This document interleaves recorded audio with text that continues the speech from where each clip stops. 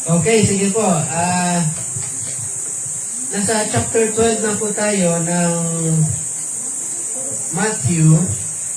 At dito po, ang ating titingnan, simula verse 1 hanggang verse 14.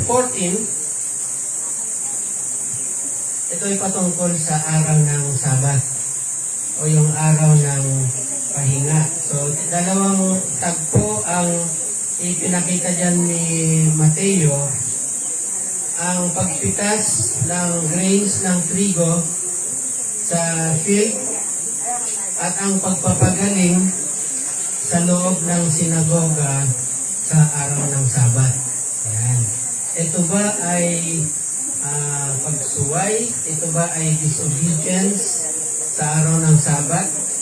At yung mga usapan po dito between Pharisees and ang ating Panginoong Yesus, yung mga sinasabi ba ng mga Pharisees, ito ba ay mula sa Torah, mula sa kasulatan, o ito ay mga ginawa nilang mga kautusan o sarili nilang ginawa ng mga utos para magkaroon sila ng authority.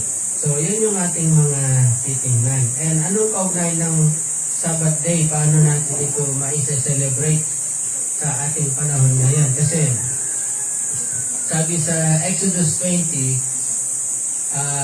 fourth commandment. Ano na kasing fourth commandment? Fourth commandment. Memorize nyo to, alam ko yung mga memorize nila yun.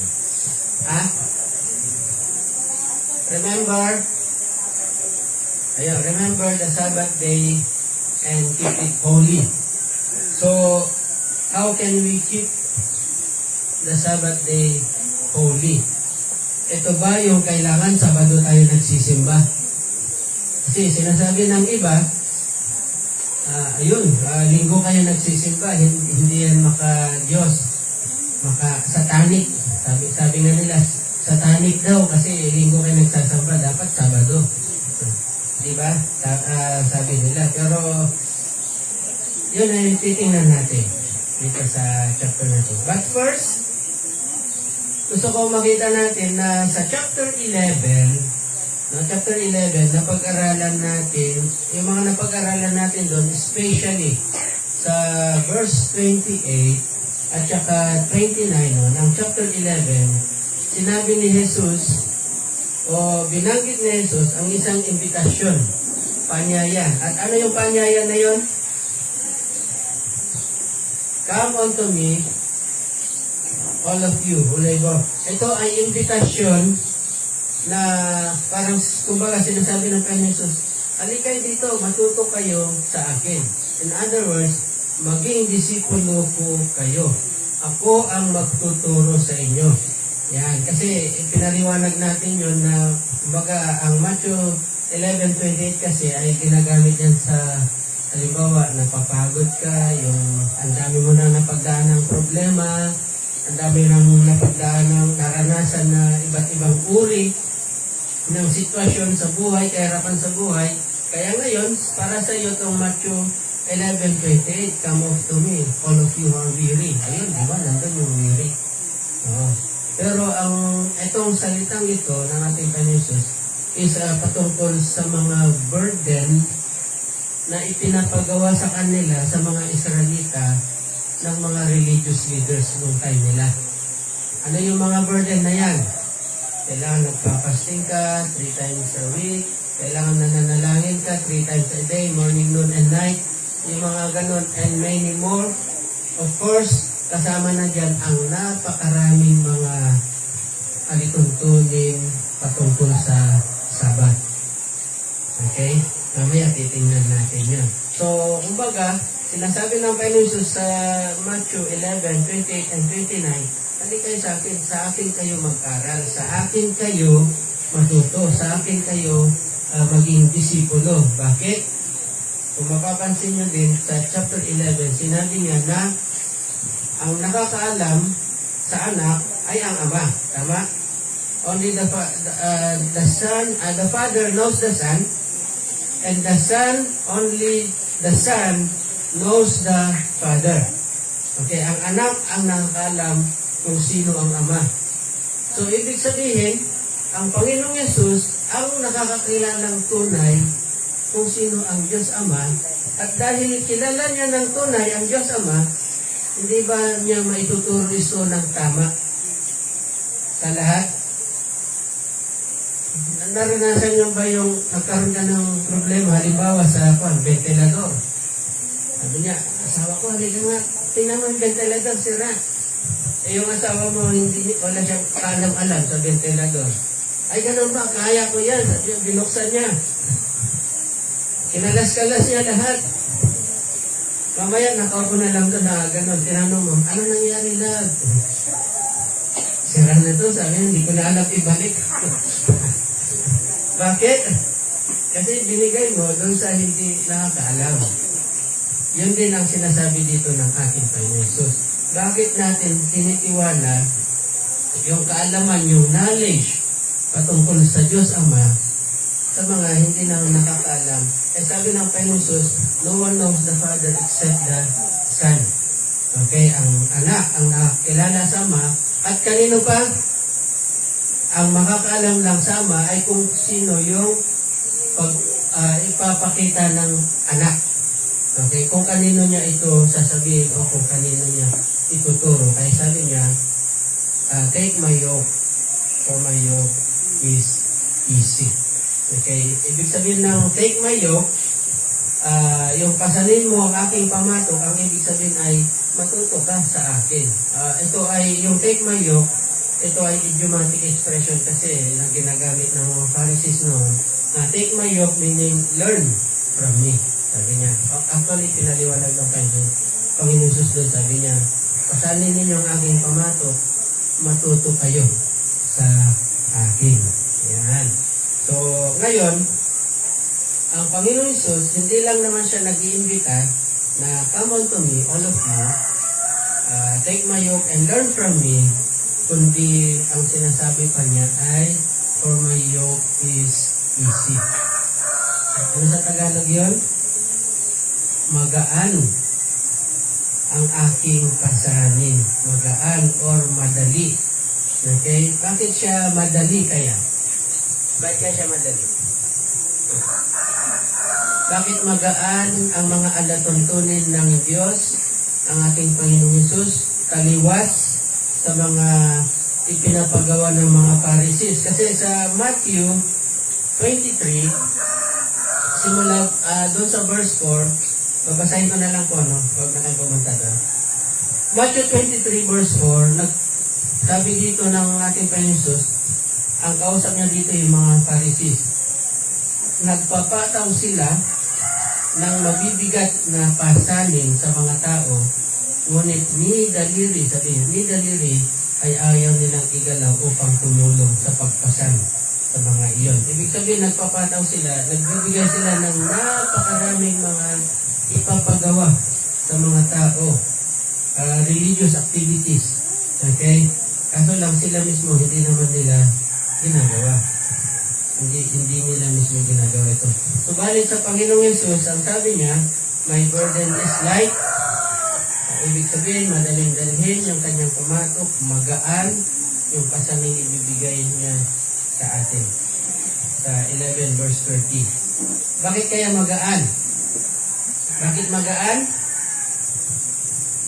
Dahil unang-una, siguro na mag-agree kayo at hindi kayo kukontra, si Jesus ay Diyos. Tama po ba? Si Jesus ay Diyos, so ibig sabihin, meron siyang genuine, meron siyang totoo. Hindi siya kunwari, hindi siya pakitang tao, kundi meron siyang genuine na desire para tulungan ang lahat ng mga lumalapit sa Kanya. Lahat ng nag-respond doon sa invitation. Okay?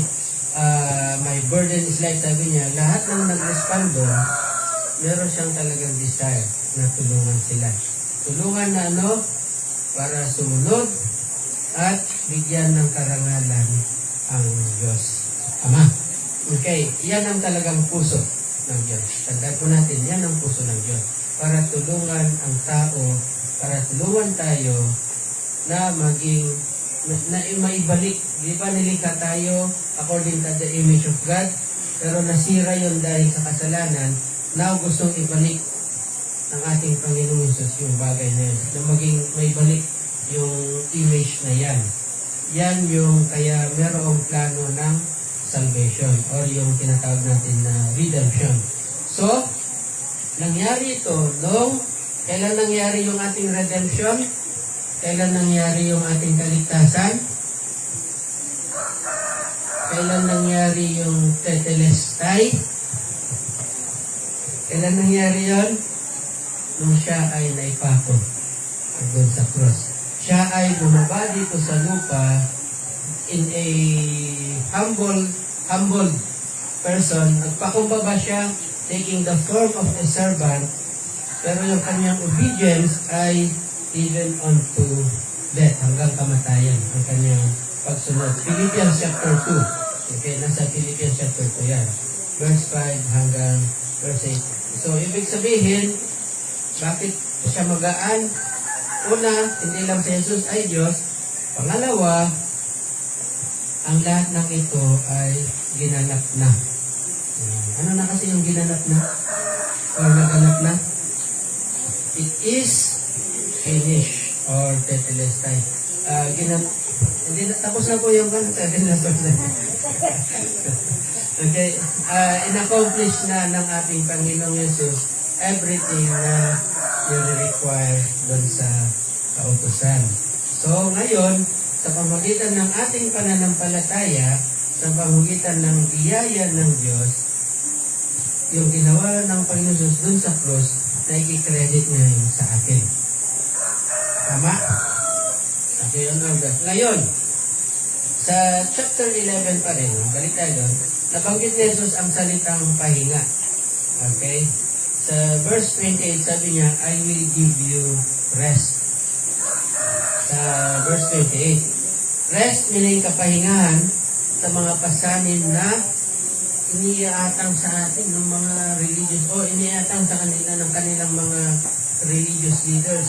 Yung rest dyan ay galing sa Hebrew word na Shabbat. Okay? Sabat, na ang ibig sabihin ay to cease, tumigil, or rest, magpahinga. Kung ano man ginagawa mo, tumigil ka sa iyong ginagawa. Yun ang ibig sabihin ng Shabbat. Okay, saan ito nagmula? Ito ay doon pa sa Genesis, kung saan nung natapos ang Panginoong yung Diyos, si Yahweh, nung natapos niya ang paglikha sa buong sanlilikha, siya ay tumigil, or ang sabi nga doon ay nagpahinga ang Diyos. Okay? Tingnan natin yun. So, nagpahinga ang Diyos, ibig sabihin napapagod ba ang Diyos? Sa tingin nyo? Kasi sabi niya, nagpahinga ang Diyos. Oh. So, 6 days na naglikha ang Diyos, from day 1, day 2, hanggang day 6, pero sa ikapitong araw, nagpahinga siya. Napagod siya eh. Pinagkawisan siya ng gusto. Nahirapan. Tama po ba?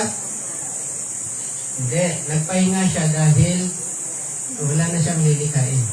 Kompleto na. Nalikha na niya ang lahat. Nalikha na rin niya ang tao. Ang tao ay meron na rin siyang kapartner. Babae at saka lalaki. Wala nang iba. Ulitin ko ha. Babae at saka lalaki lang. Ang nilikha niya. Wala nang iba. Kung meron pa bang ibang gender dyan, mas magaling ka na sa Diyos. Bakit?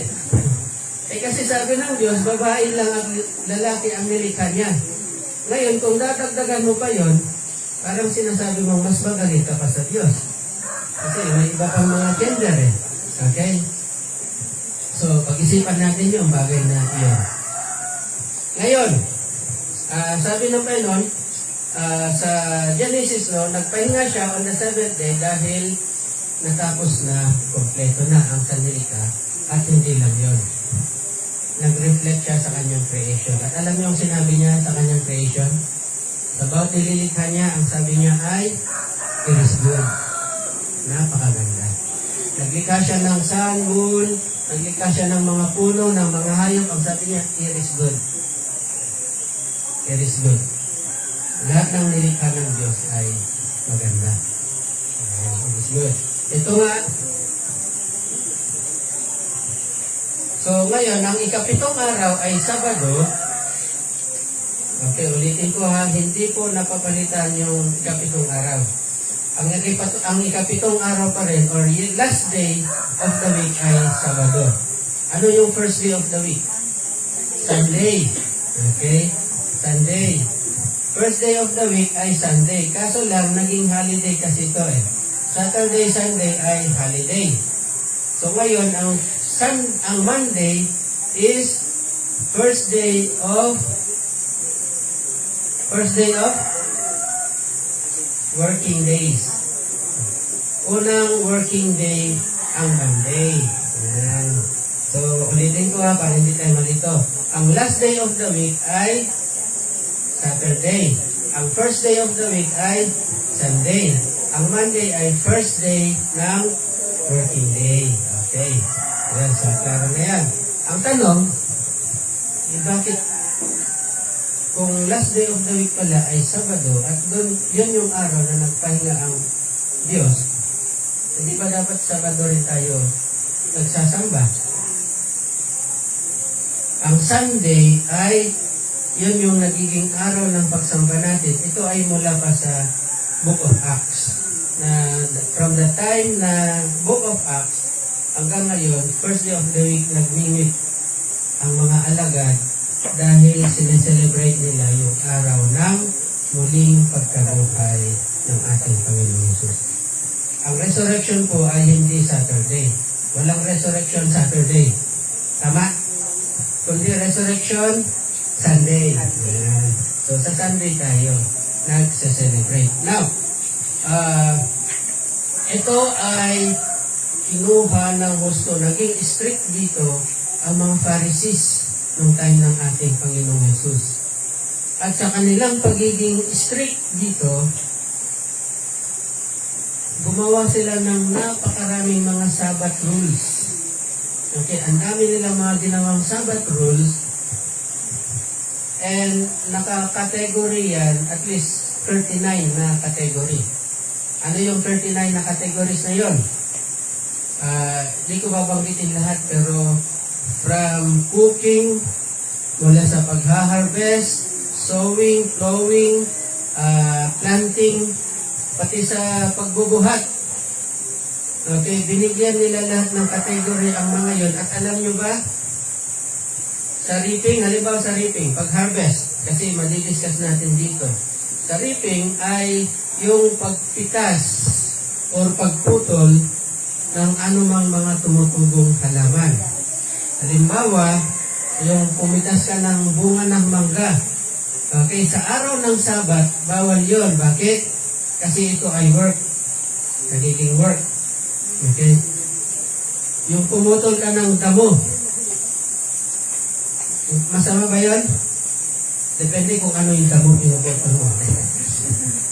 Okay, yung pumutol ka ng damo, hindi masama. Pero pag araw ng Sabat, nagputol ka ng damo, nagiging work din yan. Papasok siya dito sa reaping. Okay? Yung wala kang pang-ulam, pero may tanim kang talbos. Talbos ng kamote, talbos ng alugbati, ganyan. Pag namitas ka ng talbos, metal, di ba? Metal boss. Pag mitas ka ng talbos, magiging work din yun. Magiging work. Yun ay mga, hindi natin yan mababasa sa Torah. Hindi natin yan mababasa sa Scripture. Pero ito ay ginawa ng mga rabbis na sinundan ng mga Pharisees. Ano ang ground ng mga rabbi? Okay, ano ang ground ng mga rabbi? Ang sabi nila, ito yung ground ng mga rabbi or yung basis nila. Ang sabi nila, ibinigay ang mga ito kay Moses doon sa Exodus chapter 20. Ibinigay ito ng Diyos kay Moses, pero hindi isinulat, kundi oral. Ang isinulat lang ay yung Ten Commandments. Pero itong mga to ay hindi na isulat, so ibinigay daw kay Moses at ipinasa-pasa sa mga tao orally. Yung sabi-sabi lang, o yung tinatawag nating Pilipino na kasabihan or sabi ng mga matatanda. Ayan. Ito ay sabi-sabi, bakit nila sinasabi to ng mga rabbis? Para magkaroon ng authority, para magkaroon ng kapangyarihan yung kanilang sinasabi. Pero ang katotohanan, wala po yun sa Exodus chapter 20. Wala po yun, hindi ko yung binanggit. Okay? So, sinasabi lang nila para magkaroon sila ng authority doon. Hindi ba nangyayari din ito? Nangyayari ito. Paano? May darating sa iyo na teacher, may darating sa iyo ng preacher. Sabi niya, ay, ito ang sinabi sa akin ng Diyos. Paano sinabi? Nangusap sa akin, direct revelation. Bakit niya sinasabi yon? Para paniwalaan mo siya. Ito mismo ang sinabi sa akin ng Diyos. Or kung hindi man yan, hindi man direct revelation, may nagpakita sa akin isang anghel. Ang kanyang pangalan ay ganito. Hindi ko nasasabihin. Basta may nagpakita sa akin, sabi niya, isang anghel ng Diyos. Isang anghel sa langit, sabi niya, ganito, ganyan. Bakit nila sinasabi yun? Para magkaroon ng authority yung sinasabi nila. Eh, sinong maniniwala doon? Sino? Sa panahon ng Israel, sa panahon ng Panginoon Jesus, ang maniniwala diyan ay yung mga walang kaalam-alam sa Torah. Yung walang alam sa kautusan. So, siyempre, nga, sinabi pa ng ganito, ganyan. Maniniwala sila. Eh, sa ating panahon, sino yung maniniwala doon? Yung hindi alam ang Biblia. Yung hindi binabasa yung scripture. Kaya sa Thy Word Ministry, binibigyan natin ng pansin yung systematic na pag-aaral ng salita ng Diyos. Hindi yung mamimili ka lang ng isang verse sa Genesis, so susunod sa Revelation naman, at least naka-Genesis to Revelation na. Okay? So susunod naman, kukuha ka sa Mateo, kukuha na isang verse sa Psalms, kukuha na isang verse sa Proverbs, pero hindi mo nakuha yung buong konteksto kung saan niya kinukuha yung mga verses niya.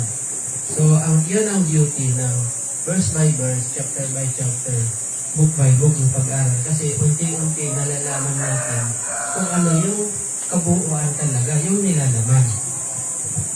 Hindi lang yun, nagbabasa pa kayo. Walang nag-amen. Nagbabasa pa kayo sa bahay ng mga Bible nyo. At nag-scripture reading pa kayo online. Ang hindi nag-amen, hindi nag-scripture reading. Tama po ba? May scripture reading pa na face-to-face. O diba? So, ibig sabihin, natututunan nyo ang salita ng Diyos. Hindi kayo basta-basta maaakay or madadala ng mga katuruan na ito na inimbento nila dahil daw sa may nagpakita sa kanilang anghel o kaya ay nangusap ang Diyos sa kanila, direct revelation, pero hindi naman siya tumutugma sa scripture, sa Biblia. Okay? Ngayon, ang mga ibang halimbawa pa, no, sa yung 39 categories ng Sabbath rules, cooking, pagluluto. From Sunday to, balikan natin, from Sunday to Friday, pwede kang magluto kahit anong gusto mong iluto.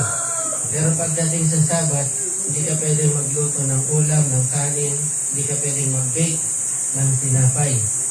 Actually, dinagdagan pa nila yan, kahit na magpakulo ka lang ng tubig, bawal na yon sa Sabat. So kung mahilig ka sa kape, hindi ka makakapagkape. Pasok din dyan yung halimbawa, ang trabaho mo ay gumagawa ng kandila, yung magtunaw ka ng wax, gagawin mong kandila, pasok din yan. Yan din ay magiging work. Tutunawin mo lang, yung magtunaw ka ng bakal, yan din yung magiging work. Kaya bawal yan sa Sabat. Pati yung pagbubuhat sa publiko. Kaya halimbawa, dahil mataas ang langis ngayon, mahalang langis, mahalang gasol, hindi ka nakakahoy, Biyernes. Kailangan mong magluto. Hindi ka pwedeng mangahoy. Kasi work yun. Bubuhat ka eh. Kahit isang stick lang. Bubuhatin mo, hindi pwede. Ang katotohanan yan, pag may postiso ka, hindi pwedeng sorting. Kasi binubuhat mo yung postiso mo. At work din yung bagay na yan. Di ba? Natutuwa po tayo, di po ba? Pero yan yung mga burden na binibigay o pinapagawa ng mga rabbis at ng mga religious leaders noong time ng ating Panginoon Jesus. Kaya maunawaan natin kung bakit sabi ng Panginoon Jesus, "Come unto me, all of you who are heavily burdened." Kaya maunawaan din natin ang sabi niya, "For my yoke is easy and my burden is light." Okay, pero ang katotohanan, nakasulat naman sa Scripture. Halimbawa, Exodus 16:29. Ang sabi sa Exodus 16, verse 29, tandaan ninyo na akong si Yahweh ang nagtakda sa inyo ng araw ng pamamahinga. Okay? Kaya, tuwing ika-6 na araw ay binibigyan ko kayo ng pagkain para sa 2 araw. Sa ika-7 araw ay wala nang lalabas. Kailan ito? Nung sila ay nasa wilderness at namumulot ng mga mana. Okay?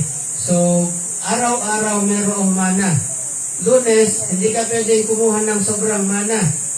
Kasi baka maubusan, di ba? Kuha ka ng sobra, eh baka hindi dumating yung mana kinabukasan, at least may reserva ka. Hindi, mabubulok yun. Bakit? Ang sabi ng Panginoon, araw-araw magkakaroon ng mana. Pero pagdating ng Biyernes, kumuha kayo ng hanggang pagkain nyo hanggang Sabado. Bakit? Pagdating ng Sabado, bawal lumabas at bawal mamulot. Doon sa Exodus may lumabas dahil medyo wala siyang tiwala. Wala siyang tiwala. Lumabas siya, namulot. Binato siya hanggang mamatay. Okay, wala siyang tiwala sa Panginoon. Wala siyang pananalig sa mga sinasabi ng Diyos. Ganon din ang sabi sa Jeremiah 17:21 hanggang 22. Kung ayaw ninyong mapahamak, sabi niya, huwag kayong magbubuhat ng anuman kung araw ng pamamahinga. Huwag kayong papasok sa pintuang bayan ng Jerusalem na may dalang anuman sa araw na iyon. Huwag din kayong magbubuhat ng anuman mula sa inyong bahay at huwag kayong gagawa ng anumang trabaho sa araw ng pamamahinga. Ito igalang ninyo bilang banal na araw, gaya ng iniutos ko sa inyong mga magulang. Yun lang ang sinabi dito. Walang sinabi na pati pustiso ay bawal buhatin.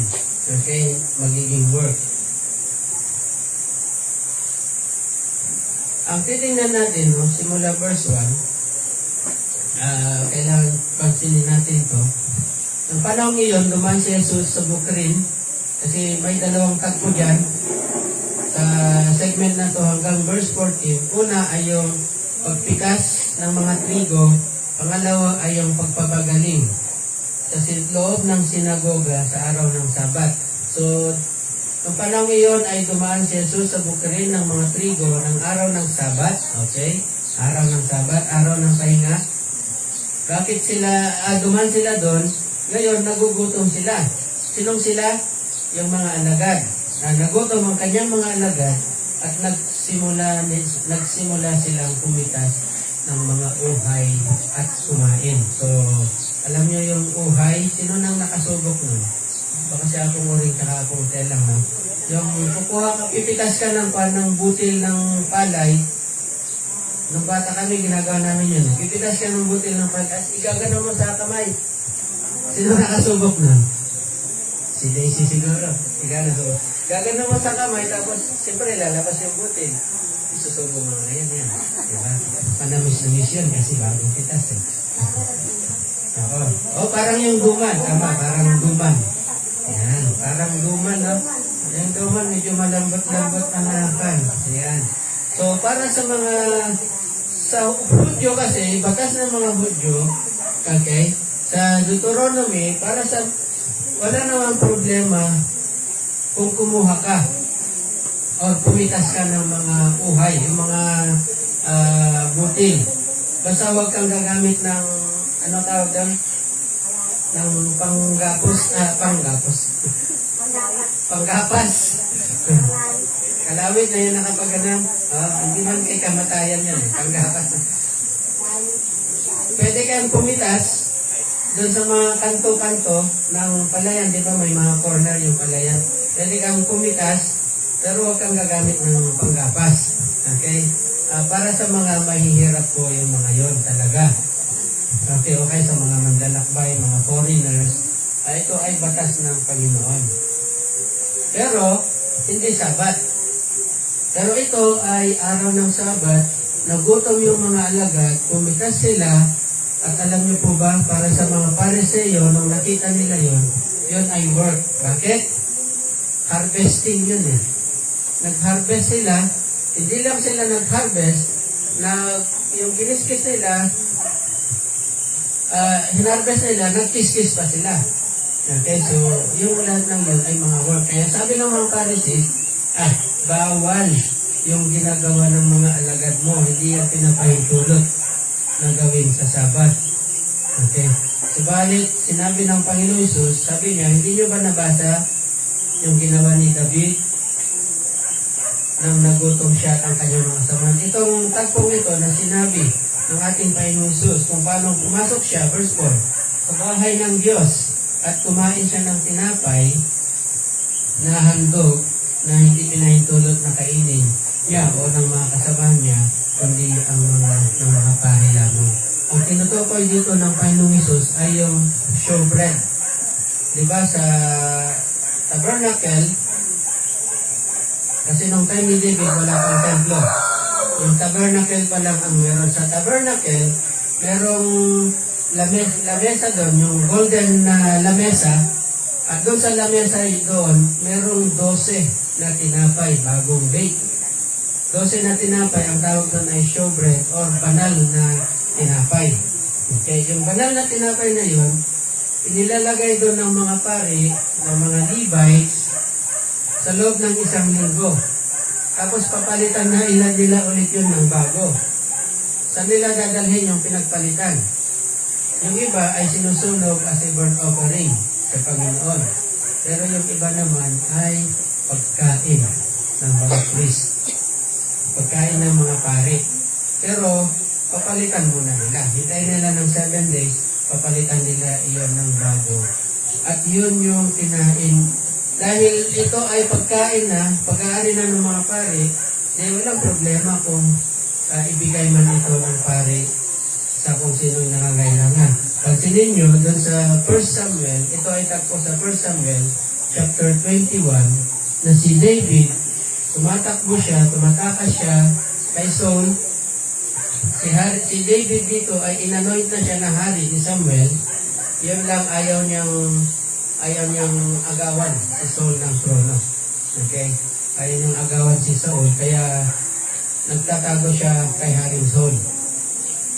Nagtatago siya kay King Saul, bagaman ng time na ito, hari na si King David. Official na hari na siya kasi inanoint na siya ni Samuel. Yun lang, ayaw pa niyang galawin, ayaw niyang saktan si King Saul, kaya nagtatago siya kasama ng mga katawan niya. Kung di ako magkamali, nasa 50 katao yung kasama niya. Mga mighty men, okay, ni King David. So, nakarating sila doon sa tabernacle, Shiloh, at pumunta sila doon, tinanong nila yung pari, ano bang meron dyan? Ano bang makakain dyan? Sabi nung pari, punta natin pa sa menu.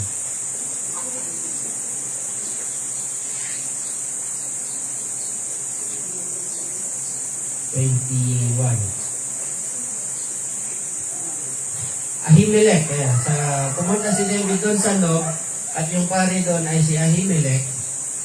Pagdating niya doon, sabi na yung King David, ano bang meron dyan? Nagugutom kami. Nagugutom yung aking mga tauhan. Ang sabi ni Ahimelech, walang ibang pagkain dito kundi yung tinapay lang. Yung banal na tinapay. Okay? So, ang sabi ni King David, sige, bigay mo sa amin yan. Sabi ni Ahimelech, ang tanong lang ni Ahimelech, hindi siya sinabing bawal ito. Hindi, ang tanong ng ni Ahimelech ay yung mga tauhan mo ba, hindi sila nagkaroon ng sexual intercourse sa mga babae. Yun lang yung tinanong niya. At sabi ni King David, hindi kasi talagang matagal na silang nagtatago kay King Saul. So, hindi nangyari. Kaya yun, kinain nila David yun. Unang-una dahil nagutom sila. So, ngayon, itong mga alagad, balik tayo sa Matthew chapter 12. Itong mga alagad, nagutom din sila, kaya sila kumain araw ng Sabat. Kung paanong si David, kumain sila ng mga pagkain lamang ng mga pare, ng banal na tinapay, pero hindi naman sila nagkasala. Ganon din itong mga alagad. Kumain sila araw ng Sabat, pero hindi naman sila nagkasala. Bakit kaya? Okay? Ang sabi ng Panginoon Jesus,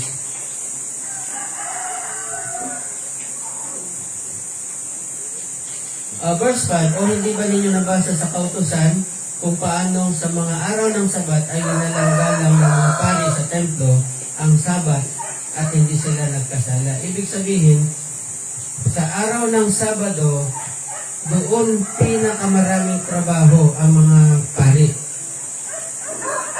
Okay? Ang tanong ito, kung hindi ba kung hindi gagawin ng mga pare ang kanilang duty araw ng Sabat, sinong gagawa nun? Wala, di ba? Sabat ang araw ng pagsamba nila, convocation ko. So kung hindi gagalaw yung mga pare, hindi sila magsusunog ng mga offerings, mga sacrifices. So anong mangyayari? Pero ginagawa nila yun din ay work. Pero hindi naman sila nagkakasala. Ito ang sinasabi ng Panginoon Jesus. Kaya ang sabi niya sa verse 8, ang anak ng tao ay Panginoon ng Sabat. Si Jesus Christ ay Lord of the Sabbath. Okay, so Jesus, ang Panginoon Jesus ngayon, sabi niya siya ay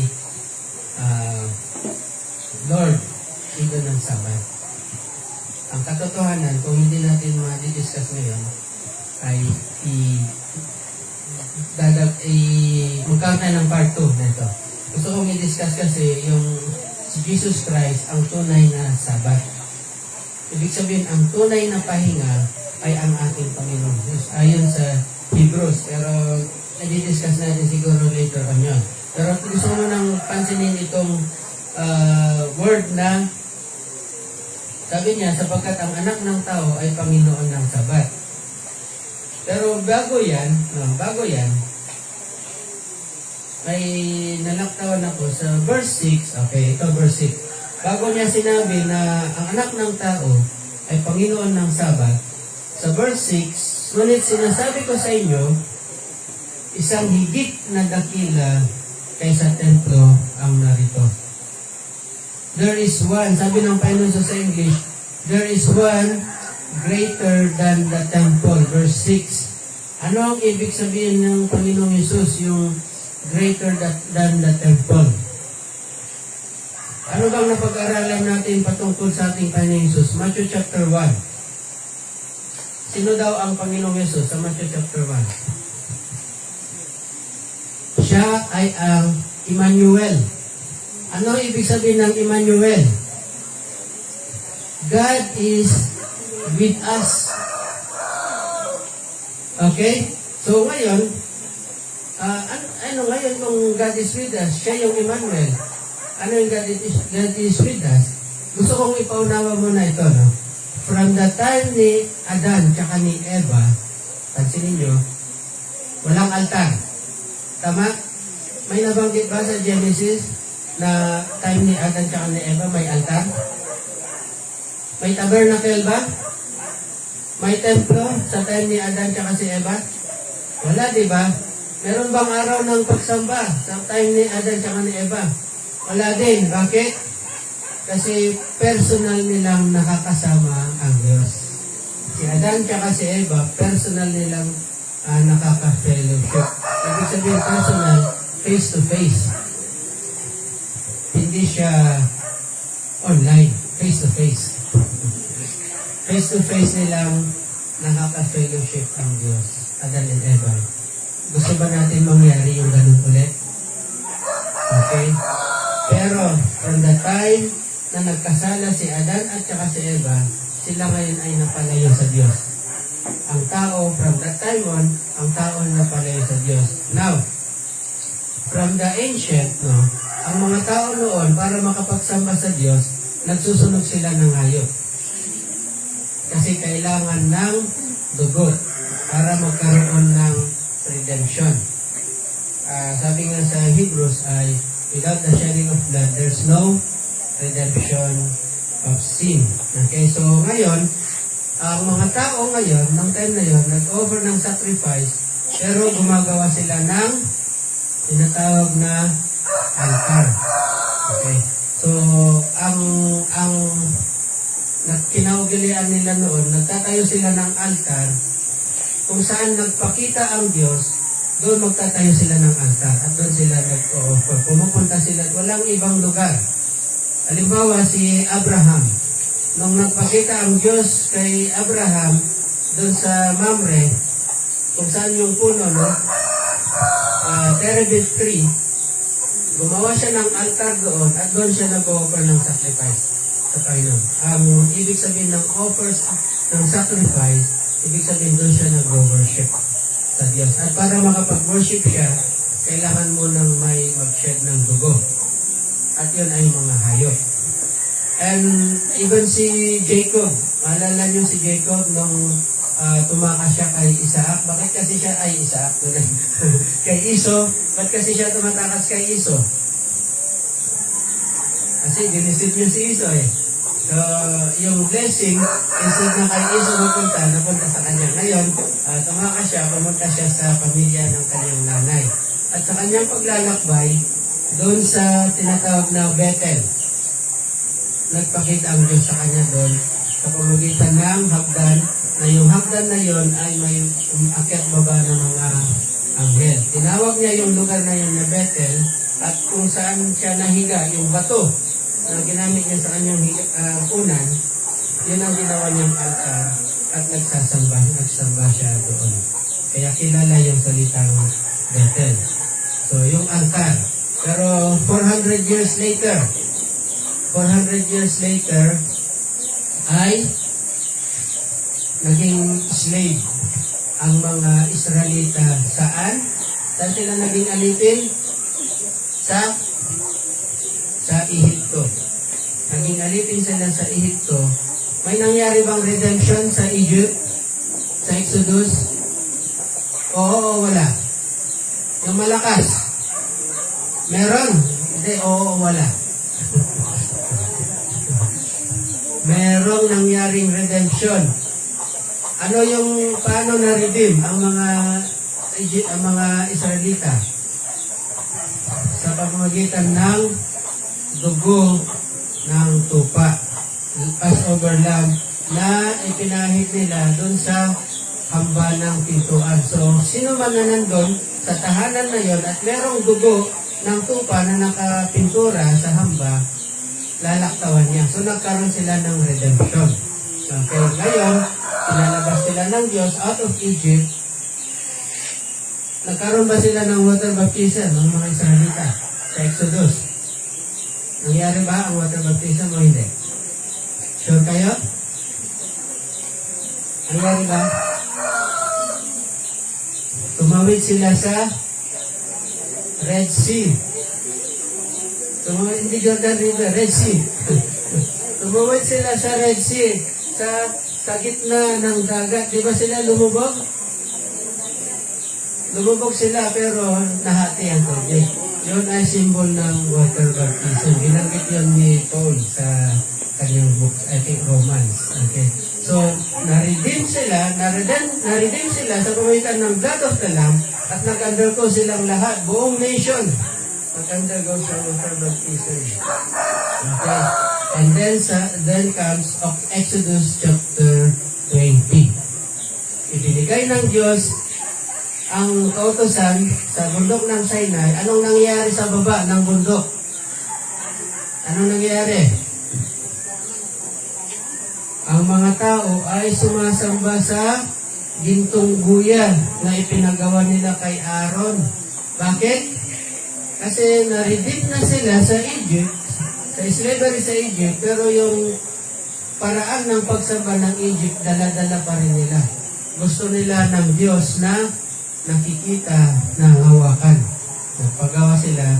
Kaya ngayon, bumaba si Moses, sinira niya yung tablet ng Ten Commandments, namatay.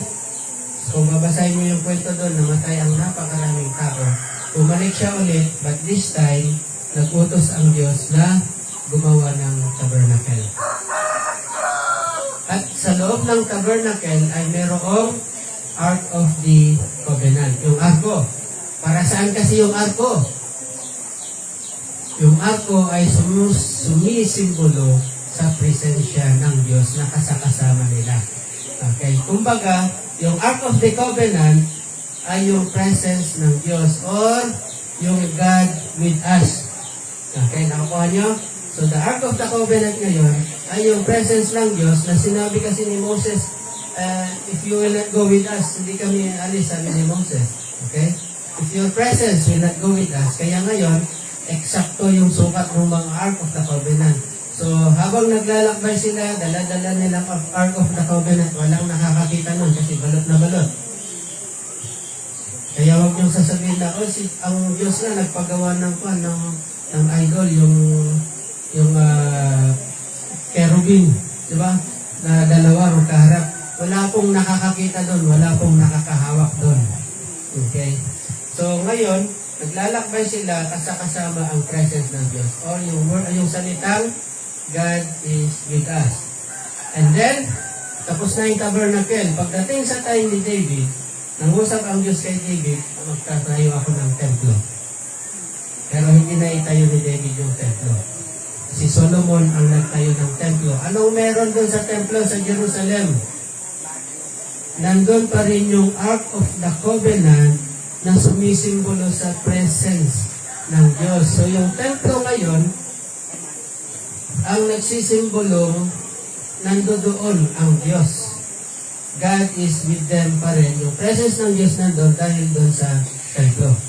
Naunawaan nyo na kung saan papunta yung message natin. Pagdating ng ating Panginoong Jesus, ang sabi niya, one greater the temple is here. Sino yon? Greater the temple. Si Jesus Christ. Bakit? Siya yung Diyos na bumaba ng katawang tao. Siya yung Emmanuel. Siya yung God with us. So, ba't ka patitingin doon sa templo? Nandun na si Jesus Christ, who is God with us. Actually, sa John chapter 4, sinabi mismo ng aking Panginoon, darating yung time, hindi na kayo magsasamba sa bundok na ito o sa bundok sa Jerusalem. Bakit?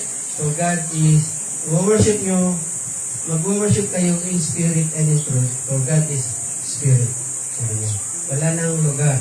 Okay? Hindi na sa templo o ano man. And, ang tanong, paano yan? Paano, doon sa time ng mga Israelites, sa New Testament, nandun ang Panginoon Jesus. Ibig sabihin, kasama nila ang Diyos.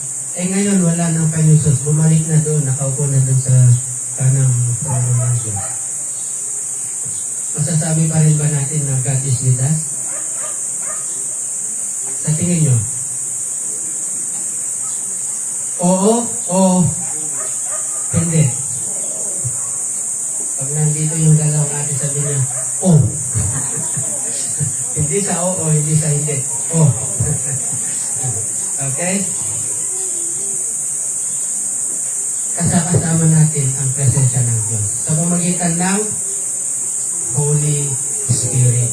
Dahil sabi sa Corinthians, kayo na yung templo.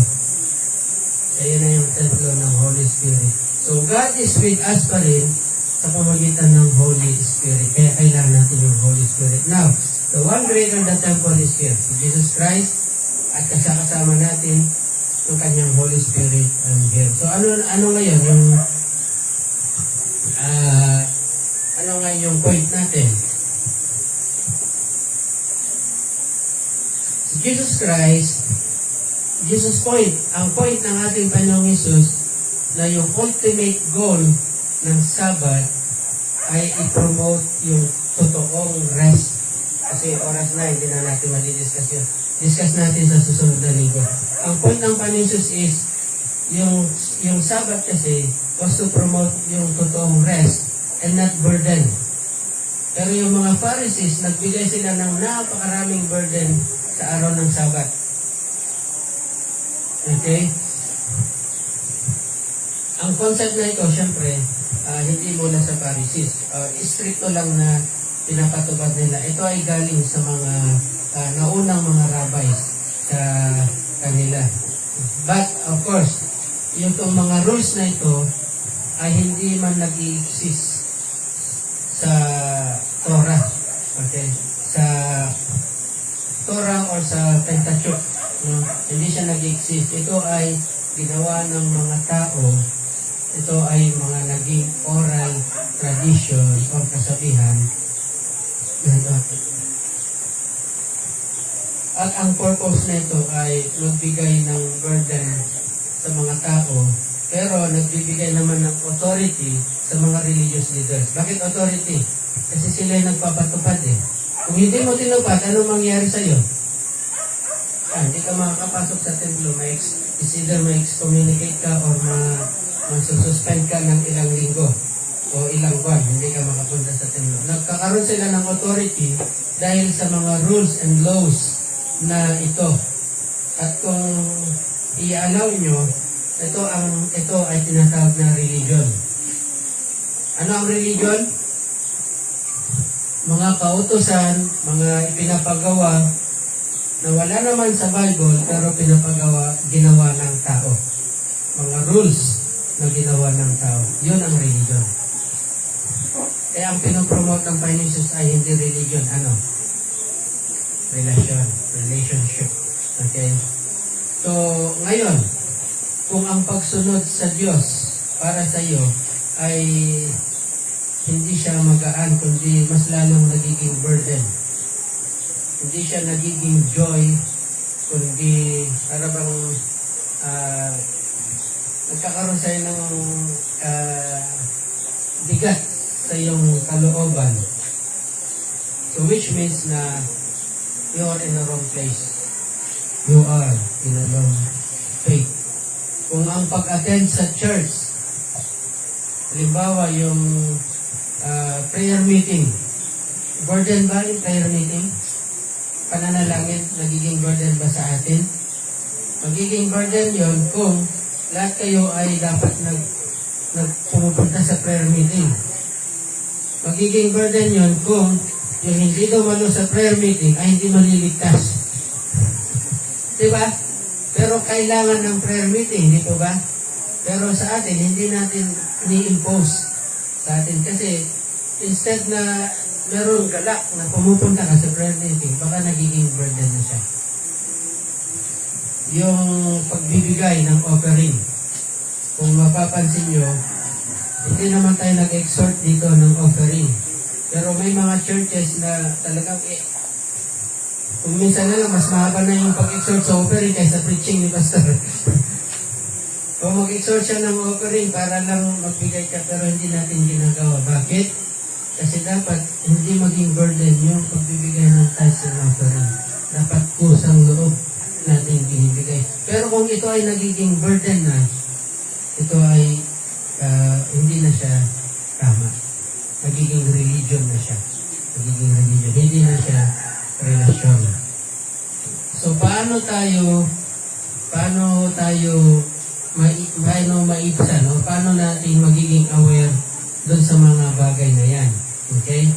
Of course, unang-una is, kailangan ikaw mismo alam mo kung ano ang salita ng Diyos. Okay? You must know the Word of God.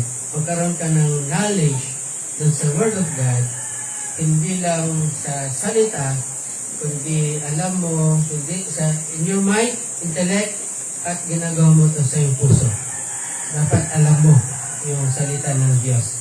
Okay? Sapagkat ang salita ng Diyos, the Bible, especially yung gospel, ay defense mo yun. Sanggalang mo against false teachings, against false gospels, especially yung mga salvation sa pamamagitan ng works. Kasi sabihin ng iba, kailangan ino-obey mo ang Diyos. Pag hindi mo ginagawa ito, nagdi-disobey ka sa Diyos, di ba?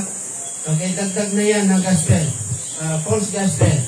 Ang gospel natin is the life, the death, and the resurrection ng ating Panginoon Jesus. Yung magkaroon ka ng, tanggapin mo yung grace, magkaroon ka ng faith sa ating Panginoong Jesus, that is our salvation. Pero mananatili ba doon? Siyempre, kailangan din nakikita sa buhay mo kung ikaw ay totoong nananampalataya kay Jesus Christ. So, yung works pa rin, yung obedience pa rin, meron pa rin, pero nauna yung faith sa ating Panginoon Jesus. So, hindi lang pananggalang defense against false gospel, false teaching, defense mo rin ito against sa mga legalistic burdens. Pag sinabi mong legalistic, yung mga tao na lumalapit sa iyo na, ay, kailangan sundin mo to, kailangan sundin natin to, ayon sa Bible, ganito. Diba? So, kung alam mo yung Bible, alam mo rin kung anong sinasabi ng Bible. Okay? And, sanggalang mo rin ang salita ng Diyos against sa mga mahilig mag-manipulate ng mga tao. Siguro naman baka naka-encounter na kayo ganun. Mamanipulate ka sa pamagitan ng Word of God. Sasabihin niya, oy, sinabi ng Diyos ganito. Sinabi ng Diyos kasi ganyan. Ayun, tuloy. Sinabi ng Diyos, huwag na kayo mag-aral, maglikod na lang kayo sa church. So, anong gagawin nyo? Dapat susundin nyo yung sinabi ng Diyos, di ba? Ayan, so, wala pong ganon. Sanggalang po natin. Yung knowledge mo sa Bible, ay sanggalang mo sa mga ganong klase ng manipulation ng mga tao, mga false teachers, false prophet, or tinatawag nilang kanilang false apostles, tinatawag nilang kanilang sarili ng mga apostles. So, faith recognizes, kailangan kang tayo ng faith because faith recognizes that Christ made the only sacrifice that God requires. Okay, kaya nga sabi niya, verse 1, greater the temple, at pangalawa is, siya yung Lord of the Sabbath. Okay, hindi na natin binanggit yung, pero kasama dito yung pumasok sa loob ng sinagoga at nagpagaling siya ng lalaking yung paralisado yung tamay. Pinagaling niya. Bakit? Ang mga Pharisees, nag-resist sila, ang sabi niya, sabi ng Panginoon Jesus, kayo nga kung ang tupa niyo ay nahuhulog sa araw ng Sabat, pinupuntahan niyo at kinukuha. Sabi ng Panginoon Jesus, di ba mas mahalaga ang tao kaysa yung tupa? Baga, galit na galit doon ang mga Pharisees. Kaya, from that time on, gagawa sila ng paraan para may pako ang ating Panginoon Jesus. Pero sa atin, manatili tayo sa ating pananalig sa ating Panginoon Jesus.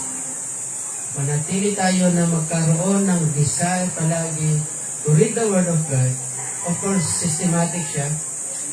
Sana yung reading nyo ngayon? Philippians. Yung mga boys, nawala. Tapos na sa Philippians, so another book na nga, yan. So, dapat ganun ang pagbabasa. Tapusin nyo yung isang book before you go to another book. Whether group reading yan or personal reading, dapat palagi ganun. Huwag hit or miss book. Delikado yan eh. Yung magbukas ka, magbabasa ako ngayon. Ito, yan. Eh, paano kung yung nabasa mo ay sa Matthew, nang sabi ay, at nagbigti si Judas. Anong gagawin mo? Magbibigti rin ba? Tayo po ito mayo.